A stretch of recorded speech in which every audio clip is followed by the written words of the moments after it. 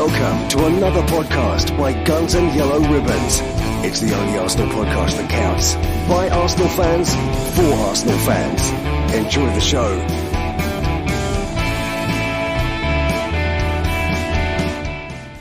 Hello, welcome to another podcast by Guns and Yellow Ribbons. My name is Fergus, I am your host.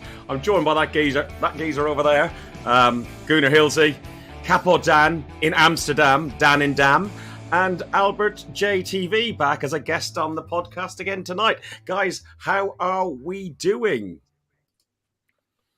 Very good. I'm enjoying being away, which is brilliant.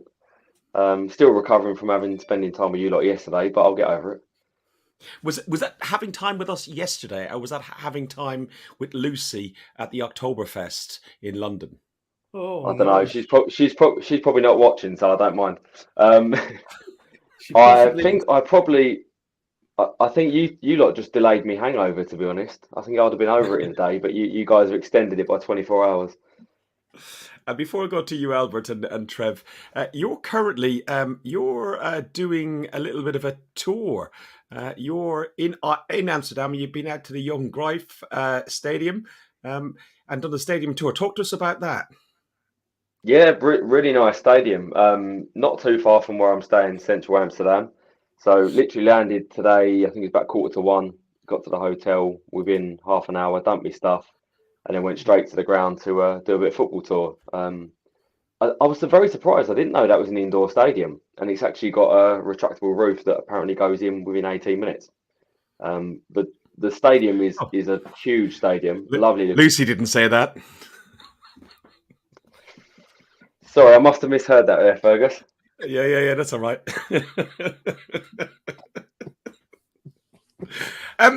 And you have been seeing the sights. You've been and seen, as you said, the retractable roof, and you've seen yourself with a Dennis Bergkamp Arsenal shirt. Tell us about this picture, then. I mean, the first one you go to, isn't it? Really, as soon as you go into any stadium, straight to the Arsenal shirt. That's always in every single one of them because they only show the top clubs in their stadiums. Yeah, really interesting. The stadium is generally a really nice stadium, and the museum and bits, obviously, with their European history, is a great site. So yeah, another place ticked off to see, which is nice. And you're just generally enjoying the sights of Amsterdam, aren't you? She won't also be watching, so that's good. But yeah, I might have bumped into someone and had a coffee with them, and I'm meeting them on Friday. So the sights are quite good round here, to be honest. Okay, Albert, I have got no photographs of you or any incriminating evidence. No, definitely not. How are you? Yeah, I'm good, man. It's good to see you guys, man. Good to be back. I love coming on here, man. This nice football debate and chilled atmosphere, and I get to see your beautiful faces, man. So I'm happy, man. I'm all right. Trev's in charge of the chat. He's seen all the comments coming in. Basically, they're rinsing our Moroccan sunset down in the background. Trev, what a good weekend it was this weekend. Awful journey down to Southampton. 3.5 hours there, nearly 4 hours back, on top of your 2.5 hours from Lincolnshire down. So it was quite grueling. The weather was bad. The traffic was bad. The roadworks were bad, except for on the way back, which we'll talk about afterwards. How are you, mate? Yeah, I'm all right, thanks, mate. Yeah, it was a very long day yesterday. Oh my word, it was a long day, but it was with good company, and it was good to be at the football watching the game. So at the end of the day, it's worth it. Yeah, I had a great day. Shame about the result. We're going to talk about the game in a minute. I think we've got plenty to talk about with this game, and we'll see how we pick it apart. I'm interested to get. Dan was there. I'm interested to get Albert's view. Because did you watch it on the telly, Albert, mate? Did you? I did watch it on the beautiful Sky Sports. Yeah, I'm really interested to see how it came across to the TV viewer compared to what we saw in the ground. Because I've been watching bits of it back today, and it's become very interesting. I've become a little bit frustrated actually with some of the things that happened, but we'll talk about that shortly. I just got to say hello to Florence and Mime and the granddaughters because they're watching tonight. If I don't say hello, they won't go to bed. So are you kids? Are you granddaughters? Love you both. We will find out in just a moment. They like gingers as well on Sky Sport. As I said, they only pick out the good-looking ones. So yeah. Yeah, I was hiding behind my camera on that one. I was taking the video footage. Got a couple of nice photos actually from the game before we start on the game. So let's have a look on here. This is Big T, Ross, Hoggy, Ginger Fella, Old Boy, and me. It was a really good trip down. It's a grueling trip, but when we got there, we were full of Heineken. And then we went into the stadium. We met up with Ben Bennett, Clockend Ben, who does all the songs and everything else. And myself and Dan, well, it's my seat really, but Dan decided to loiter there as well, front row more or less. So it was really, really good. Nice view. Although, you know what, Dan, we'll talk about this throughout the game when you're talking. Did you find the atmosphere better towards the front, or did you find the atmosphere better when we're stuck back among the other rabble? And Trev, we'll talk about halftime and bumping into people later on as well. So let's get on to the game. So, Albert, first of all, welcome to the podcast again. You do AlbertJTV. You do a lot with the women's football and so on. What you've been doing there, and some watch-alongs. Get you to talk about that a little bit towards the end, so people know where to check you out.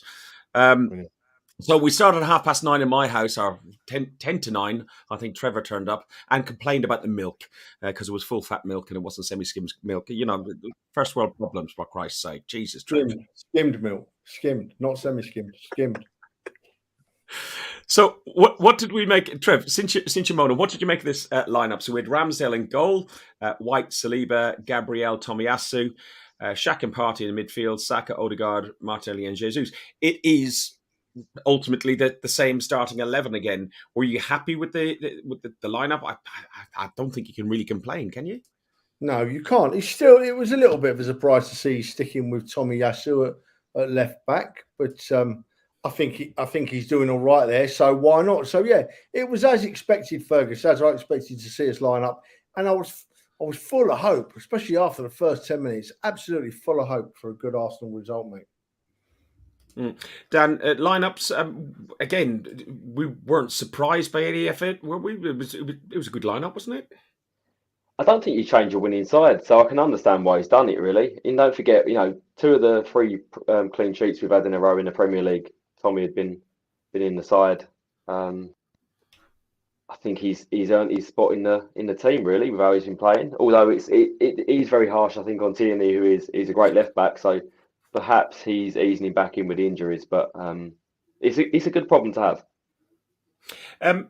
Albert, that brings me on to a question. I asked the guy who's standing beside us and looking at Tierney on the bench, but Zinchenko seems to get ahead of Tierney in the pecking order these days. Tomiyasu's now playing left back and right back. And I asked the guy, what do you think about Tierney as a squad player?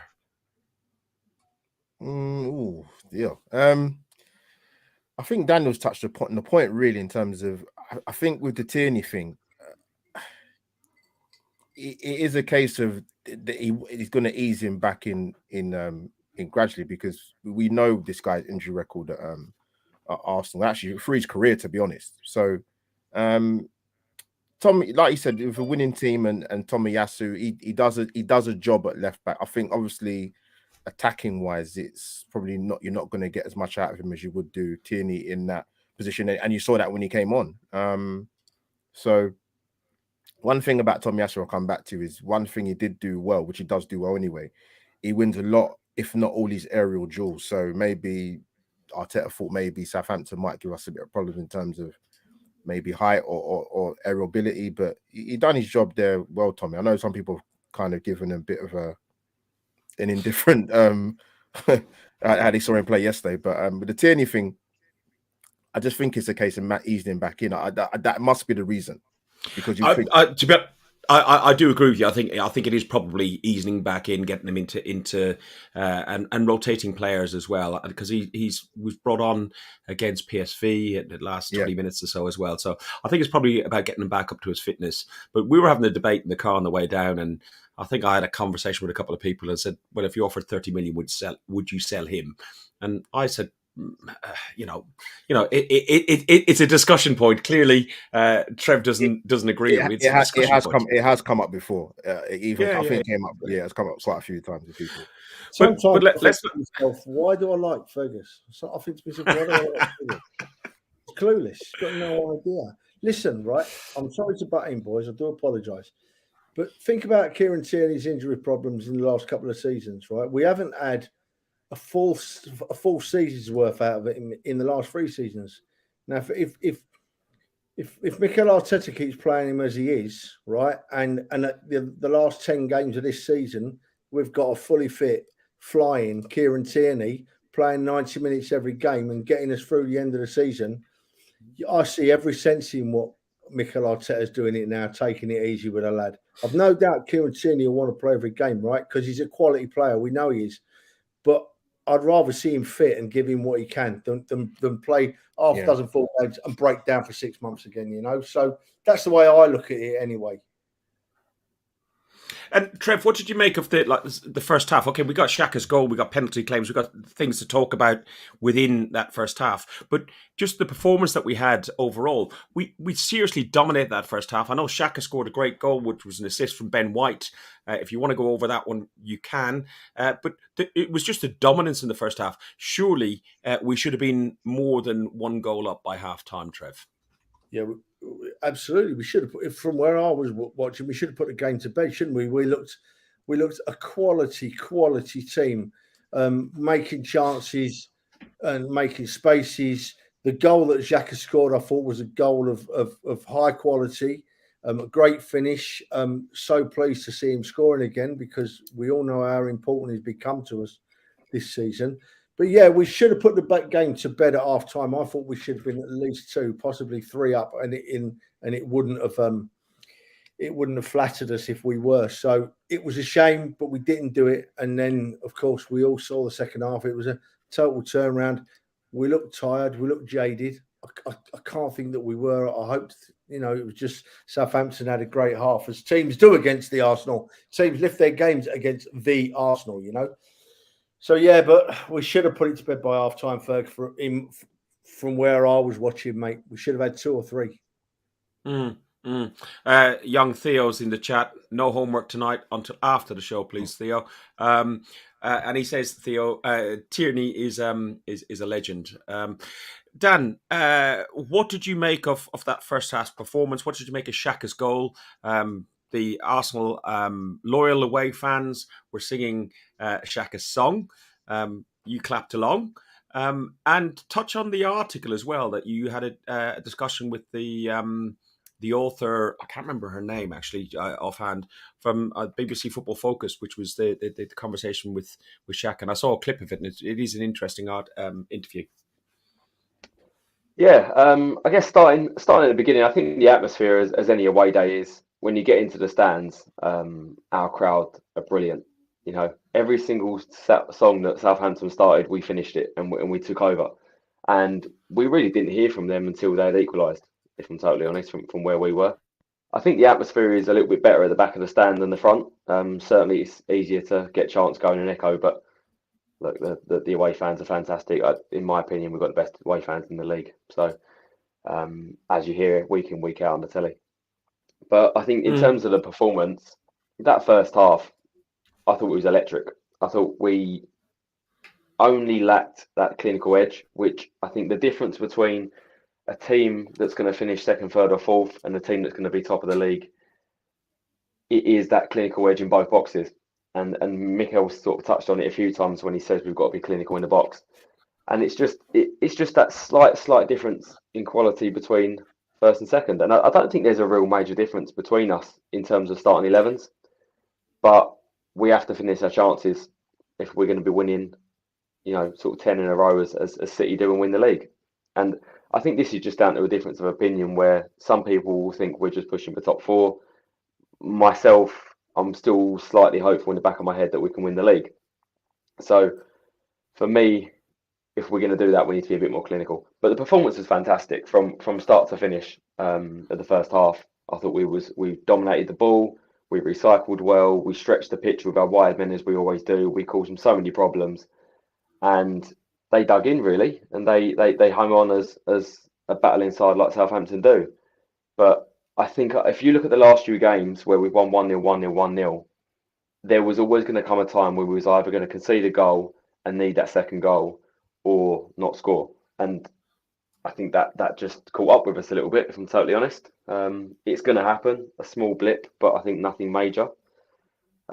Second half, I think a tactical change from Southampton was fantastic. Hang fire on the second half yet, because we'll be finished in 15 minutes, and then there's no point even having Albert here then, is there? So, Yep. Albert, what did you make of that first half performance? We dominated it. And Xhaka's goal in particular, where are you? Because we haven't spoken to you since Yes. the rebirth of Xhaka. So where are you on that? Where were you even beforehand? What, with the Granit Xhaka? I mean, it wouldn't be a stretch of imagination to say I wasn't his biggest fan. He did, he said it himself. He was close to leaving, and the suitcases were packed and whatever else. But Arteta's convinced him to stay. But I think with him, I just think it's been like a private him and a conversation with him and Arteta to say Arteta's probably said to him, Gradit, I think we need to play a bit further up the pitch because defensively, we don't want to put you in any sort of problem. So it might be in a simple conversation like that and play him a bit more further advanced. And he's been excellent. Let's have it right. He's been very, very integral to how we've played well in games, how we started well.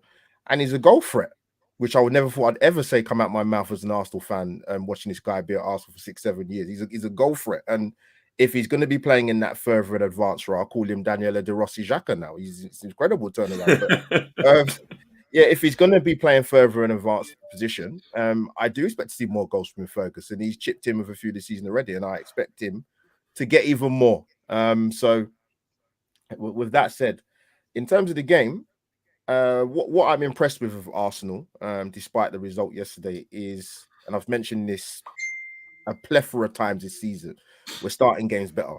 There were cases last season where we're starting games okay, but we're not scoring goals. This season, we're starting games well, we're getting 1 up, but we should be 2 up possibly. That's just like criticism, which needs to get a bit better during the season. But we was very positive. Martinelli especially was dangerous. Saka was dangerous as well.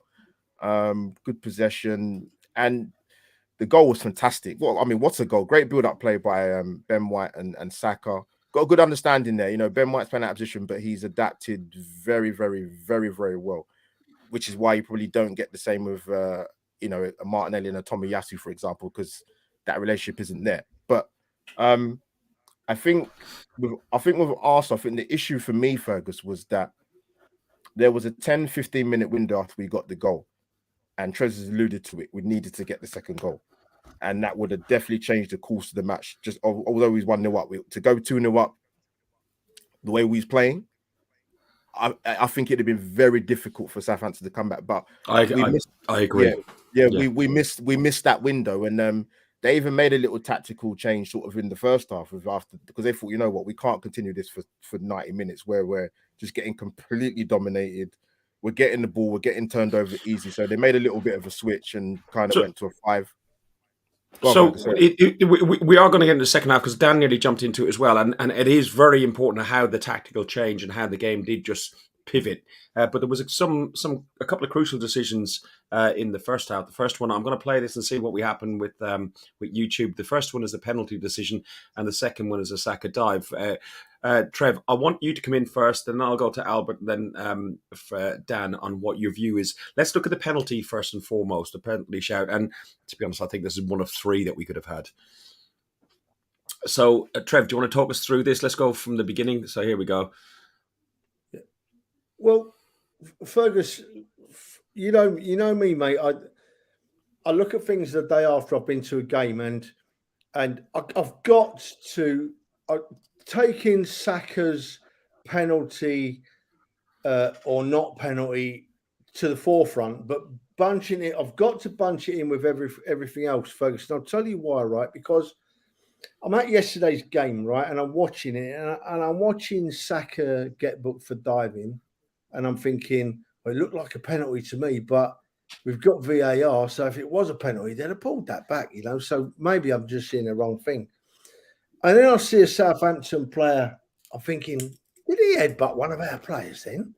Did he? And I'm thinking, no, because we've got VAR. If that was an headbutt, they'd have definitely pulled that back. Then I'm seeing Tierney get one in the throat, you know, and I'm thinking the same thing again. I'm thinking, am I seeing things? I must be seeing things because we've got this great VAR thing and it's going to be, and they would have stopped it. So I've come out of the game thinking, God, the ref weren't very good from where I was looking. But, you know, if any of them things would have been, they're all serious offences. They're not muckabout offences. There's the serious foul play, those offences. And then I get to see them all today on the telly and I think, how on earth has VAR not got involved with most of those? And I'm not going to dwell on VAR. We've done that to death, Fergus. We all know my views. But what I am saying is, you could easily, if you say that Saka's wasn't a penalty, it certainly wasn't a dive, you know. So VAR can interject there because he's got a yellow card there, and quite early in the game, and that changes his gameplay for the whole rest of the game. You know, he has to adapt the way he plays so that he's not at risk of getting another yellow card. So, you know, they could have interjected there, and they could have interjected with so many things. And I can't believe anymore in my head. I cannot believe in my head anymore that there's a lack of competency on the behalf of officials. I can't believe it because no one could be that incompetent to miss all of these things, not just in our games. I can't believe that there could be that level of incompetency. So you know where that takes me. I'm not going to say it and be recorded saying it, but it makes you think, don't it, Fergus? It makes you think, mate. How can they miss it? The phrase we use, the opportunity to compromise the game. Dan, tell me the difference between Saturday and Sunday. This is that Broja been taken down by McTominay at the Man United Chelsea game? How is that any different than what's happened to Gabriel Jesus then? That was given as a penalty, and thankfully it made that Man United equalised. I don't like that normally, but it meant that Chelsea dropped some points and our weekend wasn't so bad. Dan, talk to me. How is that any different? The one on the right is Arsenal, and we're top of the league. That's the only difference, Fergus. Very well. I honestly don't know. I think Trev touched on it very well with most of the points. So I don't want to go back over the individual parts of what I think the ref got wrong. But it's more the overall picture for me that when you're constantly having decisions go against you, it changes the flow of the game. And I can't imagine how frustrated the players would be because we're frustrated as fans and we're not the ones playing the game. And they were very physical, Southampton. Very. But some of them challenges, they're not even borderline. You know, that one there is just a clear foul, probably 2 or 3 fouls in one on Gabriel Jesus. I think the second one is only not a penalty because it's outside the box from what I've seen. It is outside the box. We're going to go into that one in a second. Yeah, go on. Yeah, but for me, that's anywhere else in the pitch, that's a foul. So Albert, anything to add on the penalty, or do you want to go and talk about the Saka one? Just to say, I think what makes the Arsenal fans' blood boil even more is the one from the game from the night before with McTominay. Rightly so was a penalty, by the way, because he's been getting away with it for a very long time. So, I mean, Fergus, I try not to punish myself. I don't really watch it very often, which is ref watch. And I saw the footage circulating around today on the socials in terms of what Mr. Dermot Gallagher had to say. And the ex-professionals' opinions about it. I think it was Sue Smith and Paul Robinson. I'm thinking, just call it how it is. It's a penalty. A tangle of legs was the words used. So what is the player? Does he not have arms that he was using quite clearly demonstrated during the game live when you guys were at the game yesterday watching it on TV? It was unbelievable. It was unbelievable, and not even referred, Fergus. I can't really see any tangled legs there. All legs are clear. That's what he said. I couldn't believe I was listening to. But actually, I could believe what I was listening to because it's Dermot Gallagher. Talk to me about this. So this is Albert. It makes me feel physically sick to see him on the telly making excuses for their mates, and they think we're stupid enough to believe what they're saying. And BT Sport or Sky are actually insulting our intelligence by making us listen to it. We're football fans. We know as much about football as anyone else on this planet, probably more. We watch more football than anybody is. Never a night goes by when I don't watch a game of football of some description. If the Arsenal ain't playing, I'm up watching a non-league in Boston or Skeggy, and I watch all this and I watch what happens. I know about this football. So don't be going on the telly, Mr. Gallagher. And who's the other one, Albert, that goes on the other side? Who's the other one? Who's that? What the presenter? Oh, is that not Nigel Halsey? Is that on BT Sport?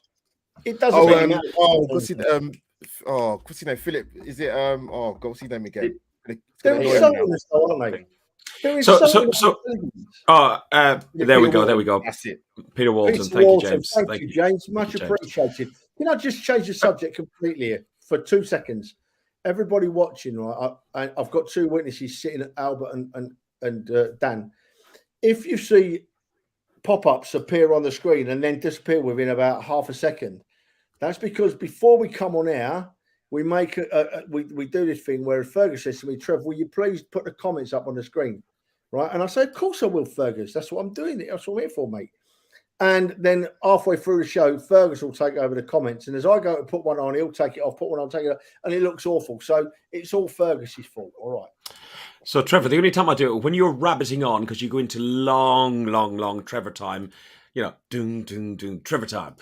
We need to get a jingle for that, don't we? When we do get a Trevor time, that's when I do it.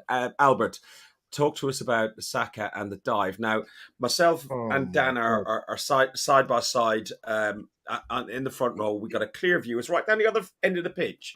But even I can see from how many yards is that down the other end of the pitch? This is not a dive. So I've got a few angles on this. Sky, don't please take me off. So here we go. So he gets a yellow card for this. And this is more closer up. I'm going to get done. This is going to get pulled. I'm just going to remove it for a second and then I'll put it back in so YouTube doesn't pick me out for showing too much TV. So here we go.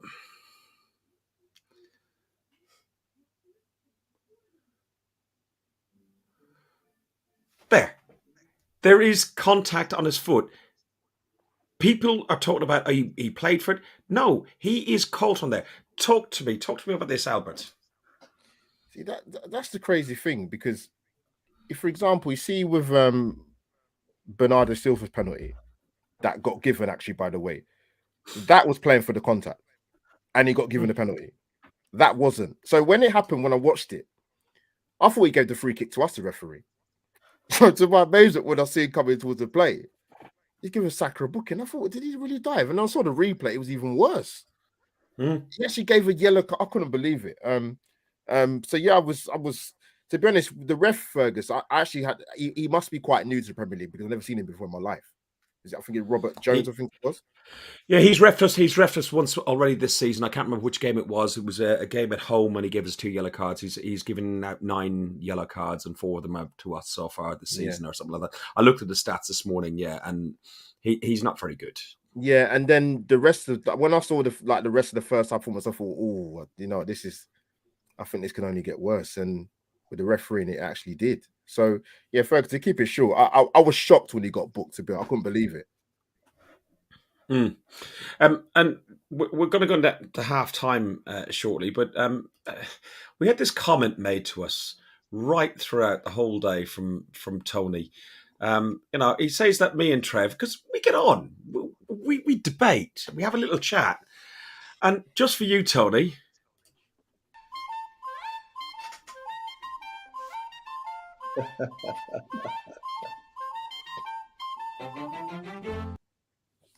There you go.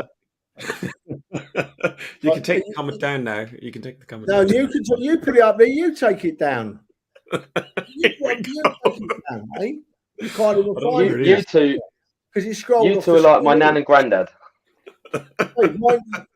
Man, you'll find yourself.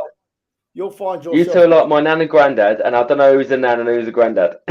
You'll find yourself muted and booted in a minute, young man. If you're not Listen, how? Ferg, we've done that to Death Zone, the referee. Look, at the end Yeah. At the end of the day, I'm moving on. Let's talk about the second half, but let's go into the second half on a positive, right? Let me give you a positive. Our recent record at Southampton has been abysmal away. Look at yesterday, right? We're improving. 2 seconds. Just what I was going to talk about before we went into the second half is we went down for, well, I was driving, so I didn't have a beer, but the guys went down and had a beer, and we arranged to meet in the concourse. And what we saw somebody ahead of half time. We saw Aaron Ramsdale's dad, Nick Ramsdale, and that ends up, that's his aunt as well. And he was there mixing among the fans, mixing among the supporters, having a chat and everything else. Trevor, being as bold as brass anyway, goes up and introduces himself. Hello, mate. How are you? We do a Guns and Yellow Ribbon podcast. How are you doing? And having a chat. Trev, how nice was the guy? How nice was he? He was genuinely he's one of us. He's like, it's interesting earlier, right? Our mate Dan there, Dan spoke about the best away fans in the league, right? And I'm not going to argue that. We've been fantastic. We've been amazing. We were amazing yesterday. But the reason it's gone to that next level with the Arsenal fans, as compared to a couple of seasons ago, is because we've got players like Aaron Ramsdale, we've got players like Benny White, we've got Gabriels that'll fist pump and that'll come to the fans and that'll lift us. And the players lifting the fans means the fans lift the players and get behind them even more. It's wonderful. I love it. And Mr. Ramsdale, right, he was just one of us. Just one of us, just there. Yeah, he was watching his son play, who happens to be a fantastic goalkeeper for our great club. But he was just one of us, just enjoying the day, having a few beers, talking with the lads. And I got talking to him, and I said, "Do you mind if I ask you one question? Give me one question." Right? And he said, "Of course, no problem, no problem." I said, "Is your boy happy?" And he said, "He's exceptionally happy. He's very happy, and he plans on being here for many years to come." And it made 15 years, he said. He said 15 years. He plans on being here 15 years. House in London sorted. Partner all sorted. He's just happy. Loves Arteta. Loves what Arteta stands for. Loves the culture of the club. And it was just it was a lovely, warm, fuzzy feeling, wasn't it, Trev? It was, and do you know why? We must have had a big input into Aaron Ramsdale loving our club, because from the very first game that Aaron Ramsdale played for us, the Aaron Ramsey song had gone, hadn't it? And it became the Aaron Ramsdale song, you know, and we really give it to Ramsdale. We let him know how welcome he was. And, you know, the press have been at it again today, right? I heard a bit on the media today saying about, well, many Arsenal fans weren't happy when we signed Ramsdale for 30 million. Many of them weren't happy at all. Well, that's a complete and utter load of baloney, right? There was the odd voice that was said, have we done the right thing? They should get everywhere. But 99% of the Arsenal fans I know were over the moon with us signing Aaron Ramsdale. And that's proven by the fact he's had nothing but our full support since day one, and will continue to have it because he's a top lad.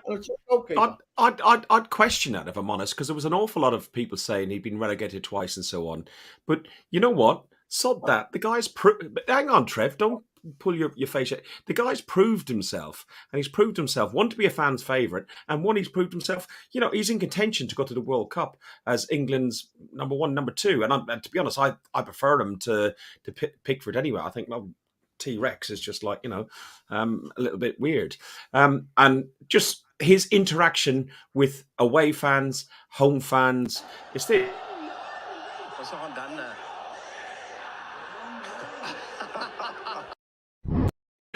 He's just priceless. So second half, Dan, you started going on about the second half and the change in formation in the second half. They changed to a 5 at the back. It became an awful lot more of a physical battle, and also the fatigue, I think, of.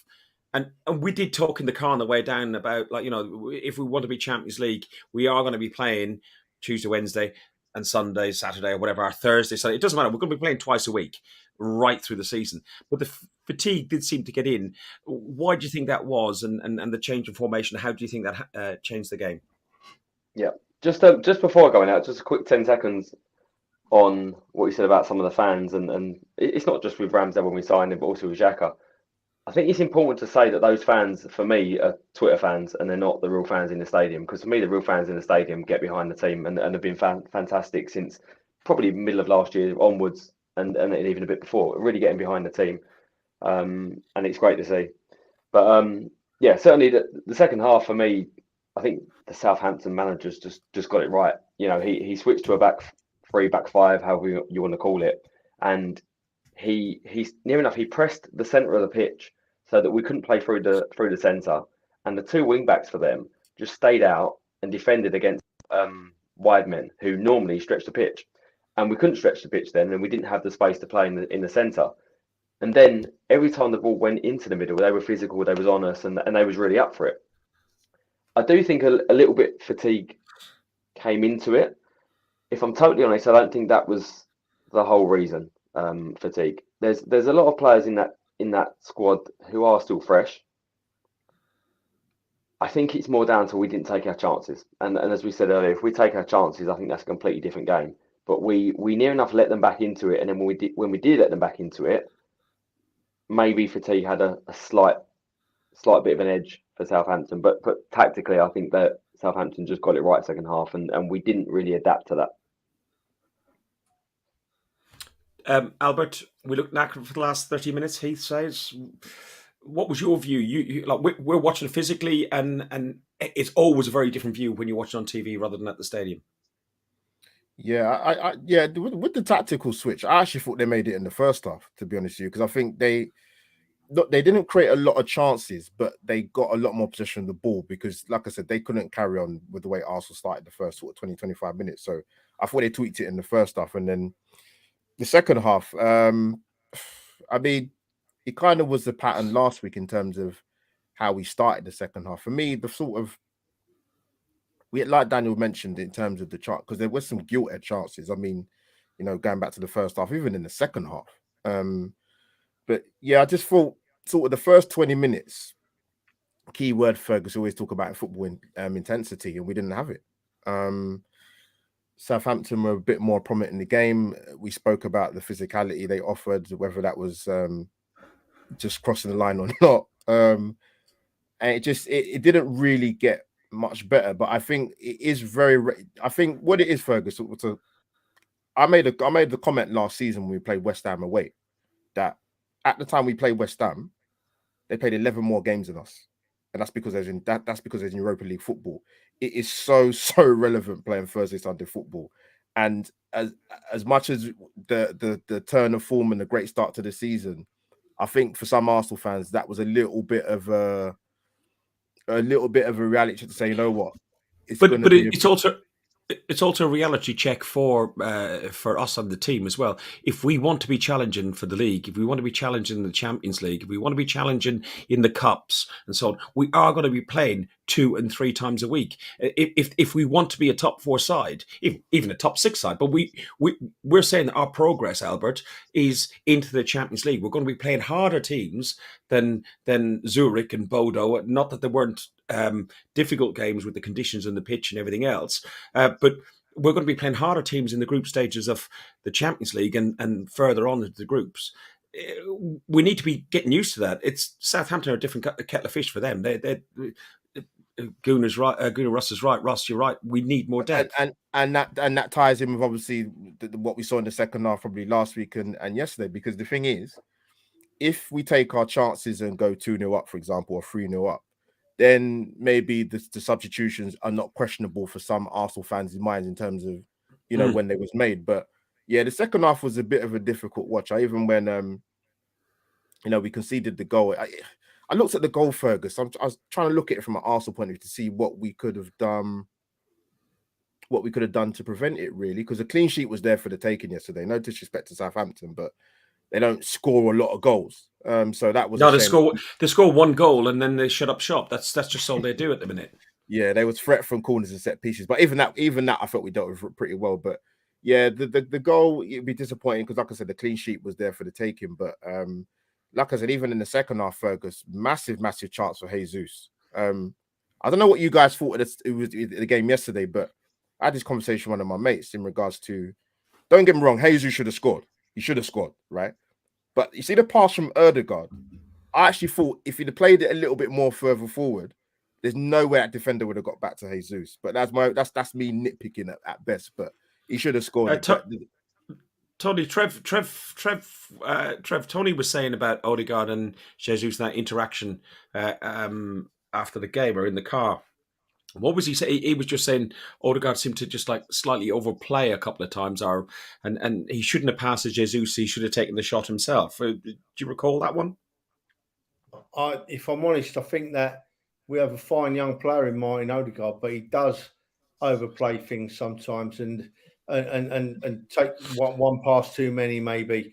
So and that may be why he's been substituted in the last 4 games. I don't know, but yeah, I think that Tony's right. I think that Odegaard needs to chance his arm once or twice more. Not every time he gets the ball, but there's been opportunities when you're thinking, oh, there's an opening for a go at goal there, and he tries the extra pass. So yeah, that's something that maybe he'll change in his game. Maybe Arteta's seen it and will change it in his game. The lads are giving some really interesting points tonight, Ferguson.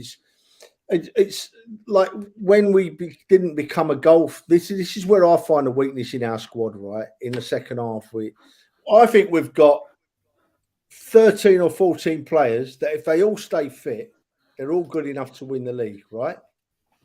But if we get 3, 4, 5 injuries, then we're gonna see a weakness in our squad.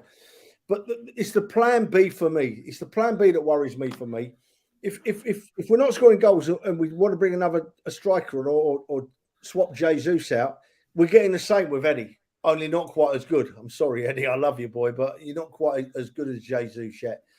I'm desperate, and I spoke about it with Rush yesterday, and Rush is a wise old head with his football. I'd love to see us have an option that is going to change the outlook of the game completely, yeah? You bring on a great big Duncan Ferguson type or that, just to change the outlook of the game. And I know, Arteta does as Arteta does, he gets my full report. Mitrovic, Mitrovic, nailed it. Imagine if yesterday's second half, right, when we're struggling, when Southampton and Albert, you hit the nail on the head. They put their 2 defenders wide and cut us off. They cut us off. Their defenders stayed wide, much as we did at Man City at the Emirates last season when we should have beaten Man City. After the first 20 minutes, we worked Man City out, stuck our 2 fullbacks out wide, and cut off their feed.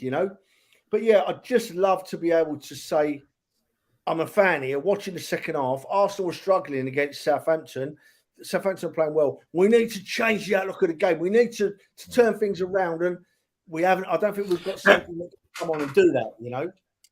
On that point, Trev, because I was speaking to Dan earlier today, because he's Dan in Dam. What he was waiting, he was in the windmill and he was having coffee. How can you be in the windmill in Stansted Airport and not going through proper passport control? It has to be a pint of lager with your English breakfast. Dan, that aside, you were talking about the substitutions that were made. We had Martinelli was taken off and Eddie Nketiah was brought on. Ben White was taken off and KT was brought on. Type of understand the KT Ben White one. I didn't understand at the time the Eddie Nketiah one for Martinelli, who was having more impact, and Jesus did look like he was blown out of his arse. So, but you actually thought that it wasn't as I'll leave it open to you from there. You thought it was all right. I'll start with a pint because after the weekend I had, I couldn't have a pint. But I think I'm all right now, so I'll be ready for the next few days. But I actually think my opinion has changed since I rewatched it back. But I think a lot of people were very critical of Arteta's substitutions, and he put in the comment just then that they have no impact. I don't agree with that because I actually think they had a big impact in that game. But if you look at the team that started, we had Tomiyasu was playing very much inside, Martinelli was playing out wide. And there's a reason I think why he also doesn't play Tierney with Martinelli together is that they both like to play outside in the channel. And what he also wants is if you're going to have one out wide, he wants one to come in. And by putting Eddie on the wing, naturally when we're without the ball, he'll track back. But when we've got the ball, he moves centrally as top and Tierney stays out wide. And it actually occupies their back three with 2 players sort of near enough pinning the defenders back. And then we've got wide men that are attacking their fullbacks one-on-one again. Whereas when we don't pin their centre-backs back, they're always 2-on-1 against our wide man. So I actually think they had a big impact, and I think they also created a few chances. I just think again we didn't take them. We were very unlucky with the ball winning out of play with Tierney, and we snatched at a few of our chances. But yeah, the only thing I would add to that is I do agree with Trev about a big man, because that completely changes it. Because where they We were needed a physical with us Giroud, or yesterday, you it's needed just someone Giroud, somebody to to hold the give a ball bit off. back to them. When you've got a nasty centre forward who's going to elbows and everything all over the place, it gives them something to think about that they don't have at the moment. Because a Giroud doesn't get bullied like Jesus did for we're saying should be a penalty. Albert, finishing up on this game, where do you think you are with that substitution? Do you agree with Dan on the tactical move that was trying to be made? Because there are people on Twitter sphere, when Twitter knows everybody, and they're the fans that know everything. Yeah, they do. They know everything, Fergus. They're absolutely right, and they're calling out Arteta and say he's tactically inept and so on. You're going to get extremes both ways, but you know what I mean. Yeah. I think I was actually quite surprised because I thought the initial change when Eddie was coming on, I did think Jesus would come off. So I was surprised to see Martinelli come. I thought, oh, he's actually looked a threat for us more so in the game. He was excellent in the first half, and obviously, you leave him on because you think he can give you that bit of spark and dynamite. So I was surprised with that one. The Ødegaard sort of Vieira one is, I'm trying to think why he doesn't sort of finish games really. He wasn't bad, Ødegaard. I mean, if he's having a stinker, then you bring him off. But I don't know. I think with Vieira though, Fergus, I think with him, I just think I see some Arsenal fans saying, as you said, Twitter knows best, mate. So yeah, we cashing on Vieira now if it's that to Twitter. But no, I think with him, I just think you got to give him a bit more time, because Vieira. I don't think he even had a pre-season. Fair. So, but go on. To be honest, he's been really good in most games this season. When he came on against Southampton, I think he was appalling. He was awful. He's mislaying passes left, right, and centre. But I think that goes back down to what Dan is talking about the way Southampton and their tactics pushing us away from the midfield. Because in the first half, Partey was making great passes. In the second half, Partey's passes were a bit more wayward and stuff like that. And I think they just got the better of us for a part. Listen, Fergus, you're right. I think they mentioned it in commentary. They're right. When you play a game and it goes the way it went yesterday, when you lose the ascendancy in a game like that, particularly away from home, it's very difficult to wrangle that back. And obviously, bringing the substitutions on didn't really help us in that sense to try and nick the goal. But listen, Fergus, there's many times we've seen Arsenal over the years where I was fearing a little bit with 10 minutes ago. I don't know how you guys were in the stadium that we could actually lose this. Yeah. I was worried. Yeah. There was that melee in the box, and there was just people everywhere. Aaron got the ball and cleared it. Yeah, but Christ knows I don't know how that happened. And me and Dan were still gone. You couldn't make anything out, Dan, could you? At that point, it was just like Southampton players, Arsenal players, and everyone just kicking left, right, and centre. Yeah, don't forget we're up against a side that has been in bad form and are now starting to fight. And there's no easy game in the Premier League, and no one's got sort of the God-given right to 3 points. So you've got to expect them to battle, and battle they did second half. Southampton are not an easy side. There's many teams that go there and don't win. City for one have gone to St Mary's a few times and lost. So it does show that the Premier League is a difficult league, but for me, it's just a small blip, and it's hopefully it will give us the kick like United did. And we didn't lose. Listeners, exactly. And Ross has put in the chat that a point, and we talked about it even in my kitchen downstairs. We talked about it beforehand. We would have taken a point. Yes, we went there for 3 points. We would have taken a point beforehand. It's a stadium that we would have gone to before and not. Lost and Leeds the week before. There is huge improvement.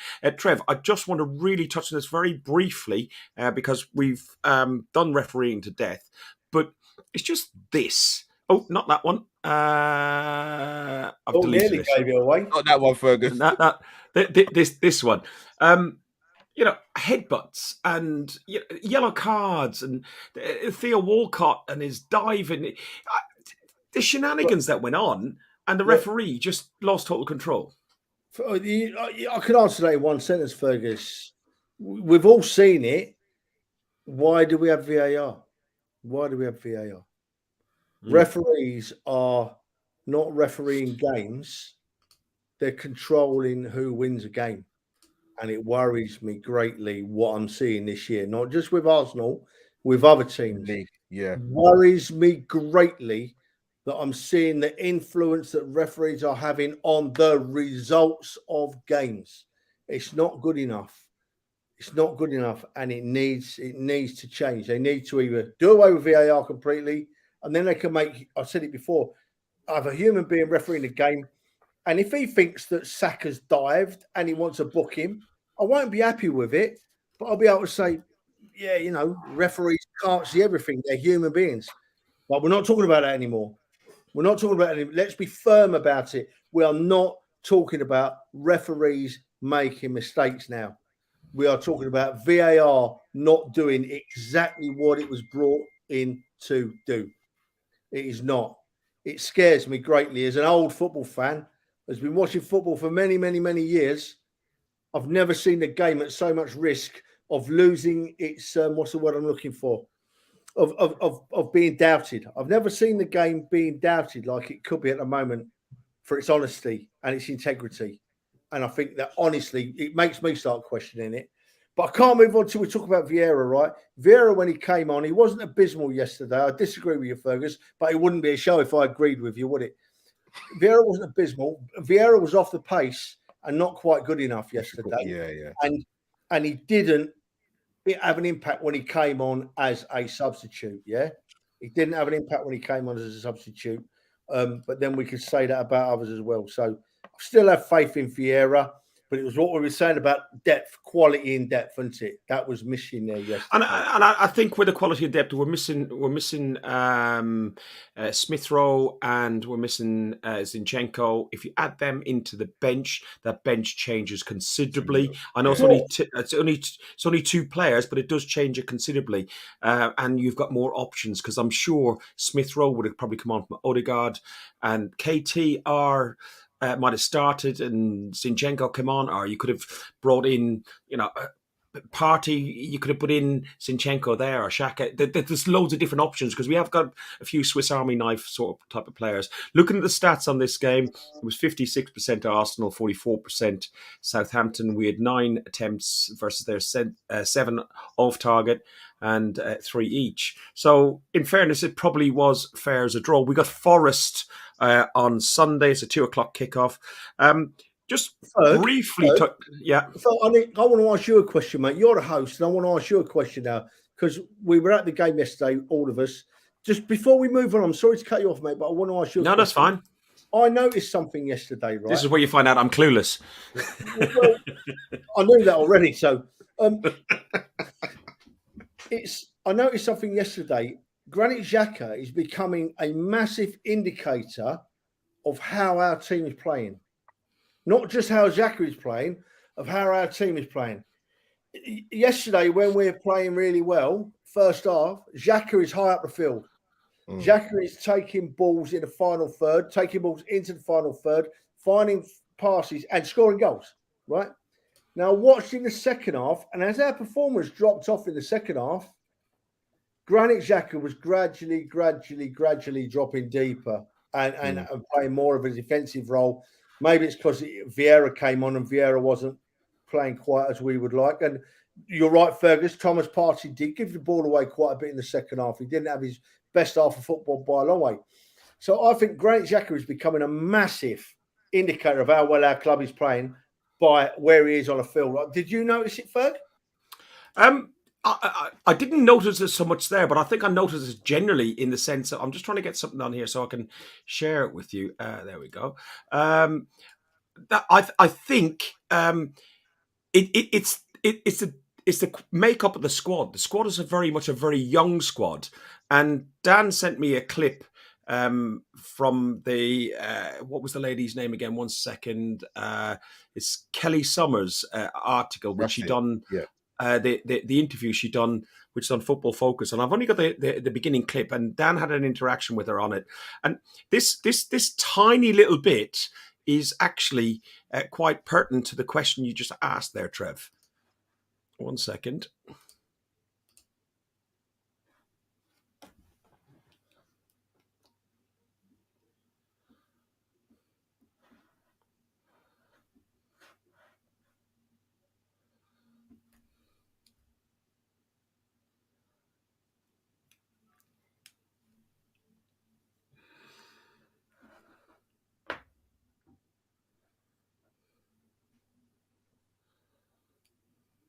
What's happening here? There's no sound.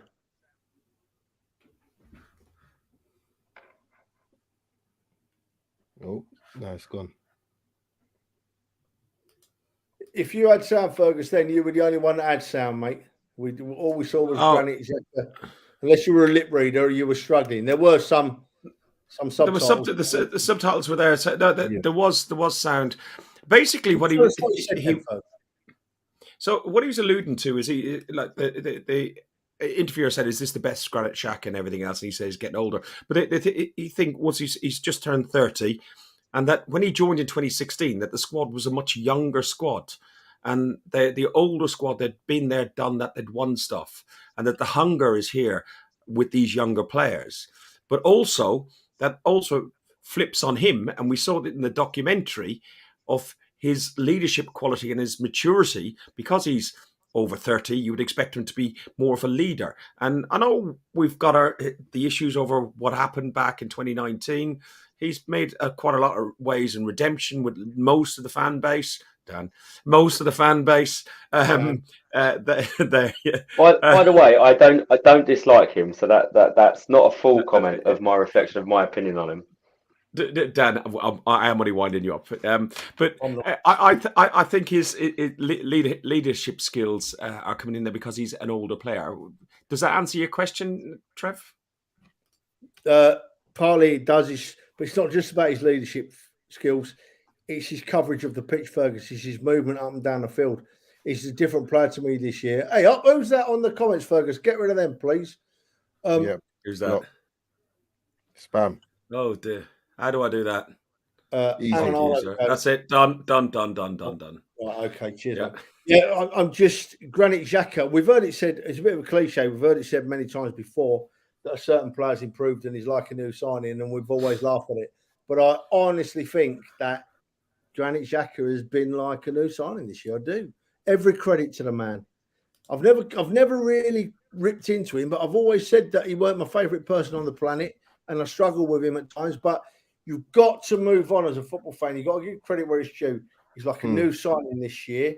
That goal yesterday was special, and he's been a class act. And if we could have another defensive midfielder waiting in the wings of the same quality as Granit Xhaka, we'd be in a better place in the old man's view. Well, for the benefit of the people who had a little dead time, I'm going to try one last second. Tell me if you don't hear sound to play that clip again.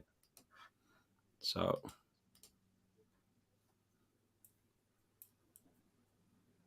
No sound. No sound for me.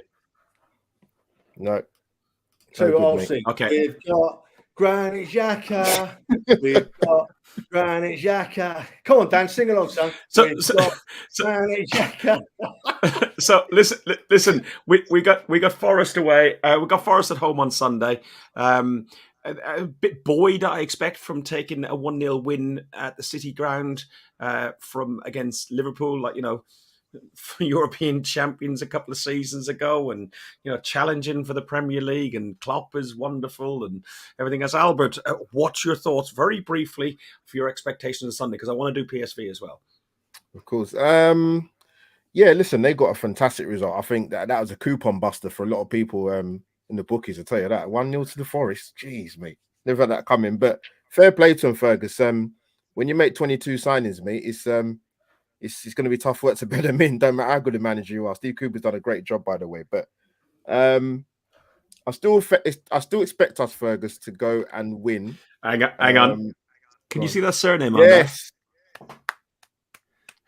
Aaron Ramsdale. Aaron Ramsdale. Nick, I hope you are going to be in in Eindhoven, because Trevor's going to buy beer in Eindhoven, and he never buys beer. So if you're there, make sure you find that fella. He'll buy a beer. I'm going to buy plenty of beer. Fergus, do you wanna just? What?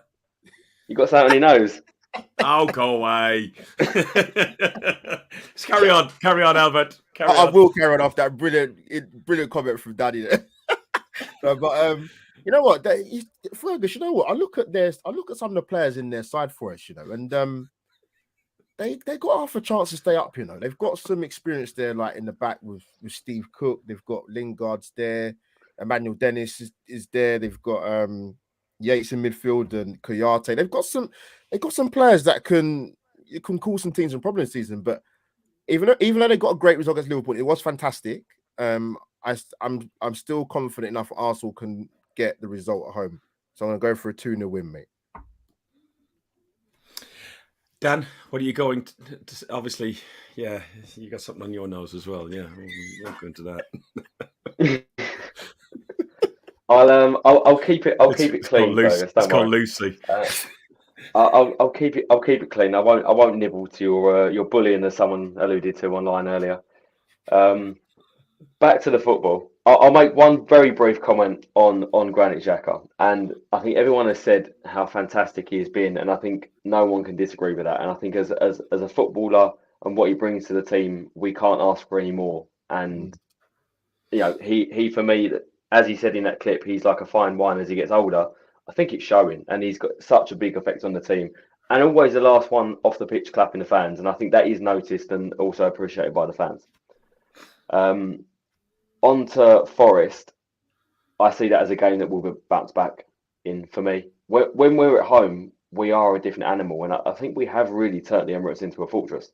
Yeah. We've got a tough game on Thursday, but I see no reason why we can't actually turn them over at home. Forest are not an easy team. They have bought very, very well, but I think it's not down to their quality, it's more down to ours. And I think, for me, it could be a 3 or 4-0 win. It could be a statement win. Well said. Well said. Yeah, brilliant. Trev, your thoughts on the Forest game, and what do you think? Cousin, by the way, saying I've never bought a beer for 61 years. Well, you haven't. I've never seen you buy one. I was the first one in the ground to get him yesterday. Actually, yes, you were, because I was driving and I paid for the parking. My own car driving you lot. That's ridiculous.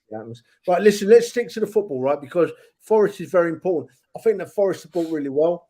I think they're going to come to life second half of the season for us, because Albert nailed it then. He said they've got loads of players coming, 20-odd players coming. They can't gel straight away.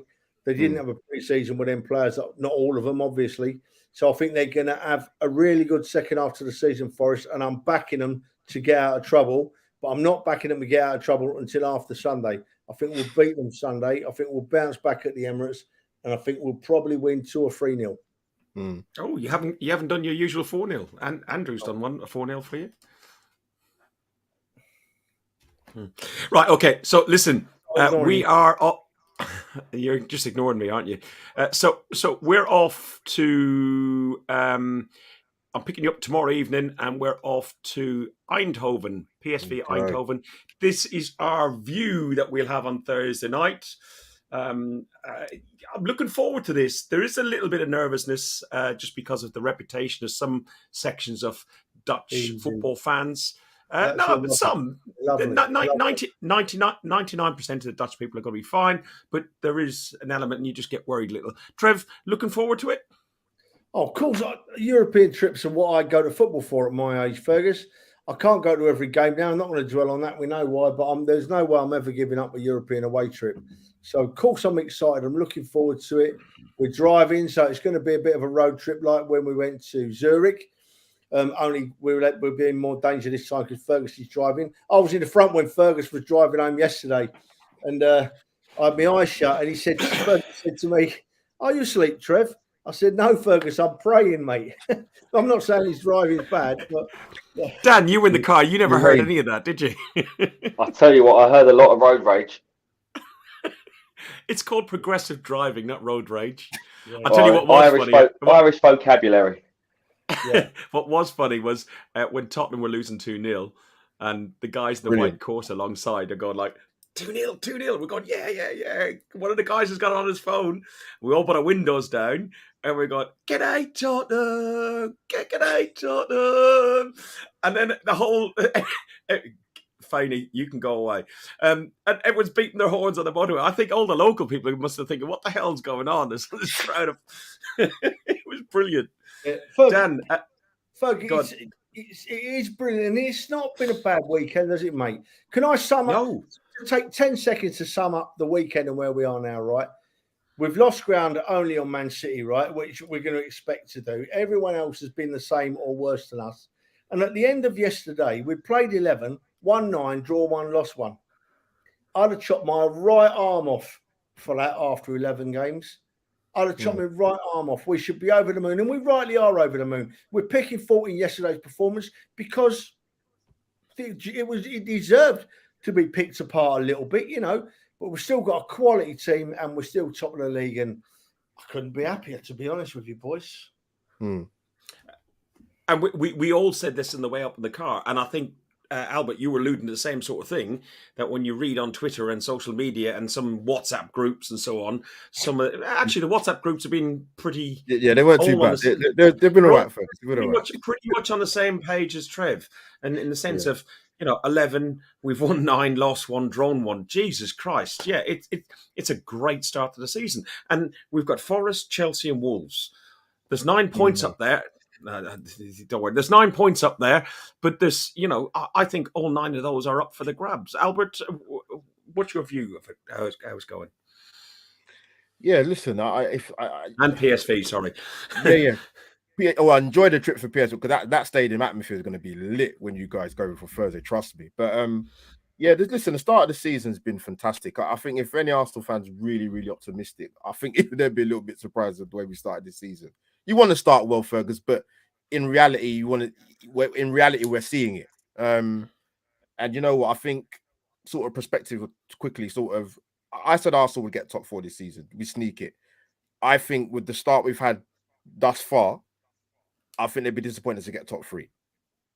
I think the momentum and the shift can change in terms of what you're seeing on the pitch, and it is a fine thing with the squad depth. I get that. That's something they're gonna need to readdress when it comes to the transfer window if we can get a couple in. But so far, the football's good to watch. Defensively, I trust this defense a lot more than I have done for many a year. So listen, let it continue, my friend. Let it continue. No, I agree. Go on, Trev. Albert's nailed it, Ferg. Sorry, you can't move. Albert, when you mentioned the defence and trusting the defence, right? Yeah. Southampton were bunging in then, chucking in then long throws yesterday. Much like Rory Delap used to do for us against us at Stoke. And they must have had half a dozen at least that they launched into the box. And you're right, mate. Our old defence, we would have given away at least 1 goal from one of them yesterday. 100%. Albert, you've nailed it, mate, with that. Absolutely nailed it. Very trustworthy defence. And a goalkeeper behind them that the defence trusts. Exactly. So still win. Set piece coaching has been a huge improvement from last season. It started in last season and this season. Already in Europe on his European tour is Capo Dan. He's in Amsterdam, sniffing after the Dutch ladies. We're live, and you're terrible. You are. I know. I won't leave him alone. No, I just wind him up all the time. It's great fun. What's your expectation, and how excited are you about going to the PSV game? Yeah, I can't wait. Like Trevor said, any European away is fantastic. Any away support in the team is fantastic, and just over the moon with the start. Really, for me, it's still all positive. It's a game where we can seal things finally in Europa League and make sure that we finish top of the group. It's an opportunity for a couple of squad players to come and improve themselves. We touched on Vieira earlier, and I still think he needs to adapt to the Premier League, but he's got quality, and there's lots of players in and around the squad that have a lot of quality. And we're going to be in the stadium with a fantastic atmosphere. And look, just the same thing to the crowd. Let's try and do what we did against Southampton. Let's try and take over and be louder. It will be very difficult in a loud stadium, but that's what we're there for. Yeah, and keep your flag until you get into the stadium. I don't really want to walk around Eindhoven with that round your neck, because I think that'd be wrapped around your neck a lot harder. Yeah, I might get it out later when I get in the ground. Listen, a couple of things to talk about in the Gooner debate. Aston Villa. It's not Aston Villa anymore. It's going to be Aston Villa. Good evening. Unai Emery comes back to the Premier League, and he's taken the Aston Villa job. Trev, is that the right move for him from in Spain after being in Arsenal? Because he was linked to the Newcastle job. He turned it down. Newcastle job was on the up and up, as you can see what Eddie Howe is doing. The Villa job, Steven Gerrard was over there, and they haven't moved from where they were when he took over. Fergus, you know my views on Unai Emery better than anyone else. I think Unai Emery is a damn fine manager. He's a proven winner of competitions. He's proven to get smaller clubs or clubs that don't normally do so well winning trophies. I thought he was treated badly at Arsenal by certain people. I think the fans didn't help him. He spoke English. He spoke perfectly good English, but he spoke it with a Spanish accent. Surprise, surprise, the bloke's Spanish, you know. So Unai Emery still has my sympathy for what happened at Arsenal, that it didn't work out. I still rate him as a good manager, and I wish him all the very best, mate. I don't have a bad word to say about Unai Emery. Hey guys, anything to add on Emery and the appointment? I'm surprised, really. That's the first I've heard it today, so I'm actually very surprised, if I'm totally honest. I'm surprised he left Villarreal, because for me he's very comfortable in the Spanish league. But I think, as Trev said, he's a very good manager, and if anyone can change Villa, I think he's very able. And if he gets the backing from the board to bring in some of his own players that he wants, they could be. Sorry, cut you off, Dan. Can you do that, please, Ferg, in the comments? What's that? You'll see it, mate. Oh, right. Yeah. Sorry, Dan. We don't want that sitting on the site. That's it. Sorry, that's Dan. right. I can't see it, but yeah, that's right.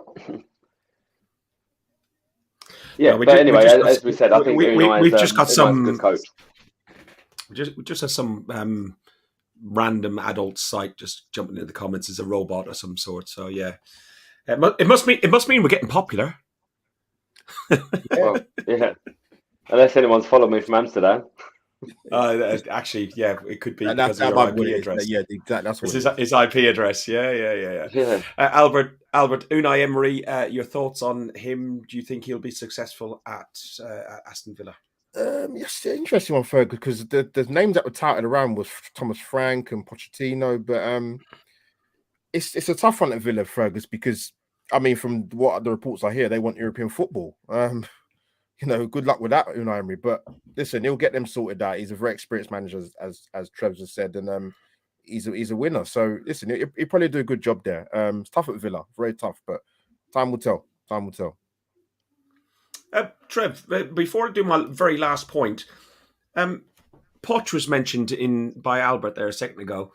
And you're on mute as well, Trev. Who's the bigger manager, Unai Emery or Poch? You can't make a comparison. Pochettino, I thought, was probably the best manager that Tottenham had in recent years, including who they've got now. He took them to a Champions League final, and they got rid of him because they weren't happy with a couple of the things he said. More for them. I think that they're both very decent managers, and they could both do a good job, Ferg, to be honest, mate.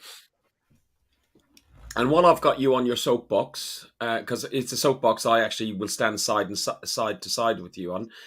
Arsenal announced it's not Arsenal's, the TV companies announced the TV fixtures. We got West Ham on Boxing Day. That's now been moved to an 8:00 in the evening kickoff. Good for some to a certain degree, but personally I think it's way too late on a Boxing Day. Yeah, 100%. New Year's Eve in Brighton at 5:30. Well, you're screwed if you want to go anywhere else. And the trains are all over the place. The hotel prices are going to be ridiculous. And the one that gets me more than anything else is the consideration that they've got for away fans. We had on Monday, which is a bank holiday Monday, the 2nd of January. We had a 3:00 kickoff, obviously clearly lined up, but it could have been moved on that Monday for Newcastle at that end of the country to come down to London and on a bank holiday when they don't have to work generally, Yeah. and they've moved it to Tuesday at 8:00, where there is no chance of them getting home that evening unless they're going to drive, minibus, or anything else. Cool. Trev, Yeah. I'll come to you first on it, and then lads, you can have your bit. Well, it's very simple, Fergus.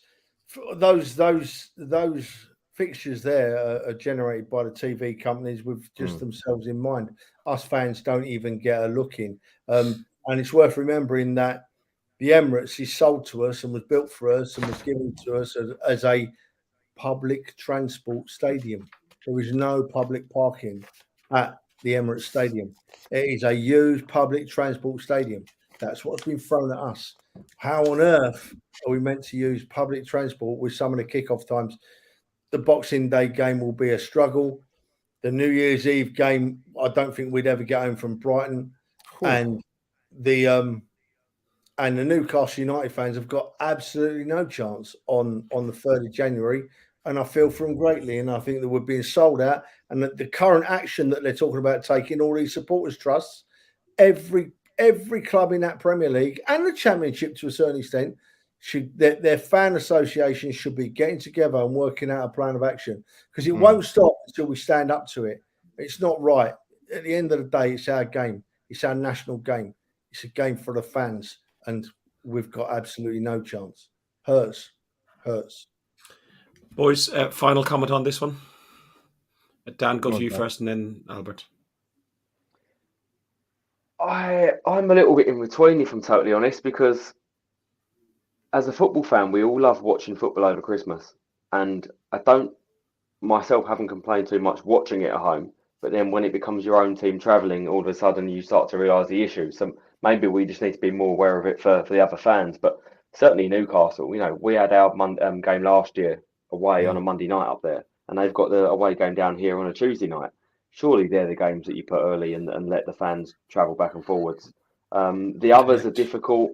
When you've got Boxing Day and New Year's Eve, I think it's difficult whenever you play it. But certainly top of the country to near the bottom. And on that same day, Albert, you got Wolves playing Villa, which they could easily put as an 8 p.m. kickoff. And even if they did have to make it during the day kickoff for the Newcastle Arsenal game, make it 4 o'clock or something like that, it at least more reasonable and considerate for fans. Thoughts? Yeah, absolutely. I mean, when I got the text come through about the games that are going to be televised over the, I thought, here we go. Let me double check to see what's happened there. But I think I think you guys will know better. I think we played Brighton not too many seasons ago. I think it's either Boxing Day away or it was New Year's Eve, one of the days. But it's the same thing not too long ago. Yeah. It was an early kickoff. I had to stay over, though. It cost me a fortune for Hotel Albert. You're right. I think it was Boxing Day, mate. Yeah. I took the missus down, so it cost me twice as much, which you didn't mind at all, did you? Remember the scarf. Remember the scarf. Do you know what, right? These TV, in my head, right? I don't know if this is what happens, but in my head, right? And in my experience of doing planning meetings and blah, blah, these TV executives from Sky and BT and Amazon now as well will sit 100%. and they'll have an agenda, right? And the agenda will be, right, what games do we want to televise? What games are going to draw the biggest TV audience? What games are going to bring the most advertising revenue because they're of interest? And somewhere at the bottom of the list, or not even on the list, not even making the list, will be fans. Fans and travel. We don't even, I bet we don't even make that list. Because if we did, and there was the slightest bit of consideration, Newcastle fans wouldn't be travelling to us for an 8 p.m. kickoff. It's disgraceful. It really is disgraceful. Guys, we've overshot a little bit. We like to stick to an hour. We've done an hour and 20. Listen, it's been worth it. We had a lot to talk about, a lot to cram in. Yeah. Hopefully Thursday night, 1 point gets us through to the top, the next stage of the top of the league. Top of the group in the Europa League group stages, avoiding the round of 32 and those ones that drop out of the Champions League. It allows us that couple of games as well to play the City and Everton games. So without a fixture pile up for all the reasons we talked about throughout the podcast with squad depth and so on. Hopefully we do some business in January as well. But Albert, tell people where they can watch all your content, because you don't only just do Arsenal, you do other content as well. I do. Fergus, thanks for the plug, mate. Thanks for the plug. So yeah, AlbertJTV people, match reviews, previews, do some stuff on AlbertJTV as well. You might see him on another channel soon enough as well.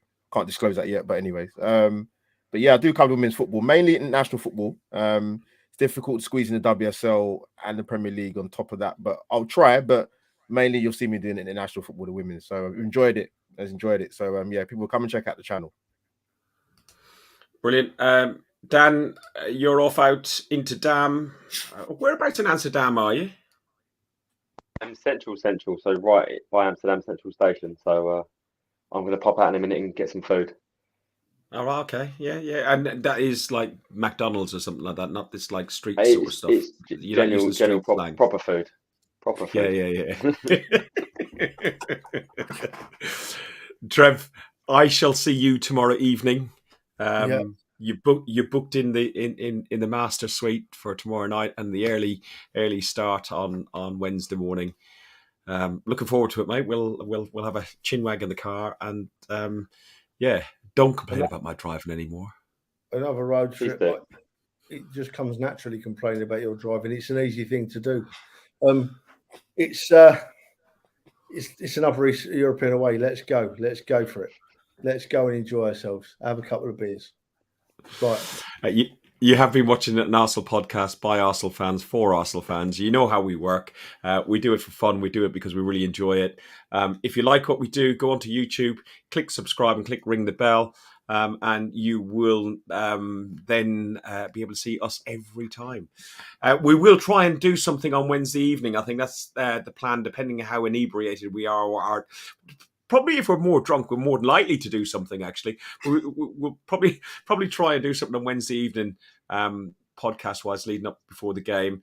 And we'll see quite a few of you who are in the chat. Dave, see you on Thursday. Nick, I think you're out there as well. There's a few of the others.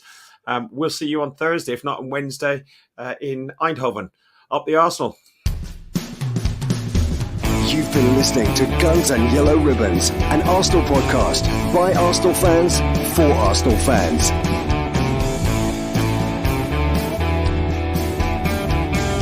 Follow us on Facebook at Guns and Yellow Ribbons and Twitter at Guns and Ribbons. And remember to rate and review us too.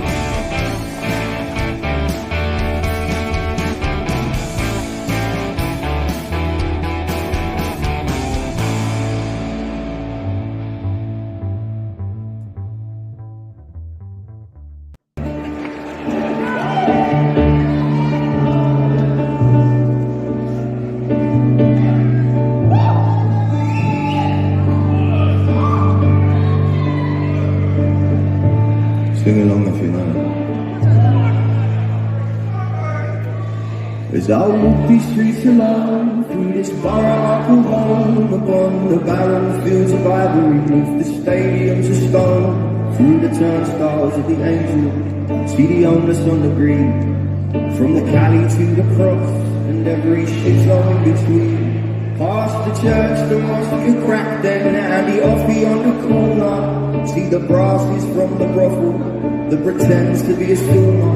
Watch the bedroom in the bookies, see the winners and the losers seeking solace from their sorrow in the local battle cruisers. Through the madness in the market, whoever faces turns to Greek. Hello governor, how's your mother? You're right son, be like a geezer. Double buy a mass and liquor. A couple rolls idiot chat, or watch retired gangsters bicker. Every day an office chat. The little fuckers causing trouble for the causes make you smile. You meet your muckers for a couple, forget your troubles for a while. From the full nil to the hemi, all the faces are the same. 'Cause the manner might be changing, but the people still remain. You ready?